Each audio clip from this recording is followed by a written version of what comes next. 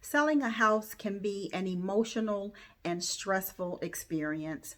But when you finally get that buyer under contract, you feel a sense of relief and you pack up and are ready to go. But what happens if the contract falls through? You never make it to the settlement table. It's easy to feel defeated and upset, but you can bounce back. I'm Valencia Simmons, a realtor specializing in the Maryland, D.C., and Central Florida areas, and I help homeowners like you right-size your house. Sometimes you need a larger house, sometimes you want a smaller house, and sometimes you just want to add a vacation home or investment property to your real estate portfolio. And I walk you step by step through both the selling and the buying process in a way that's easy to understand.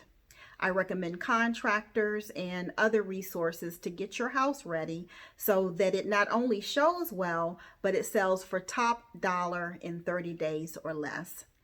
And as a former business development professional with a top DC law firm, I'm a stickler when it comes to the residential contract of sale. I ensure that every I is dotted, every T is crossed, and every disclosure you're required to provide to a prospective buyer is presented in a timely fashion so there are no hiccups down the road.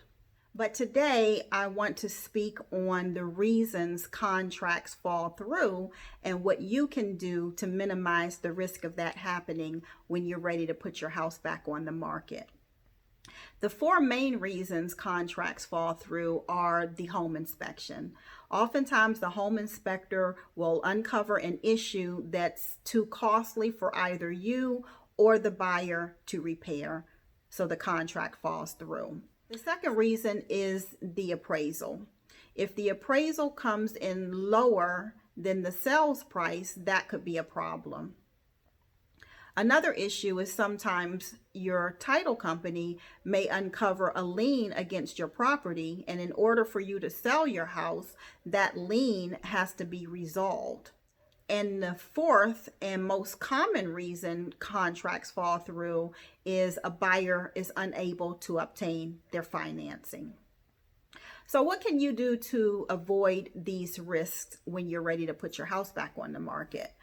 I always advise my sellers to get a pre-listing home inspection. That way, there are no surprises down the road after you're already under contract. And if there was an issue with the appraisal, you need to work with your agent to ensure that the house is priced correctly the next time you put it on the market.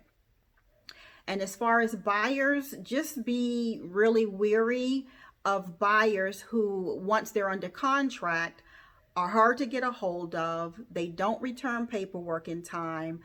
They don't respond to emails, and they request changes to the contract. That right there is a huge red flag that you definitely want to be mindful of.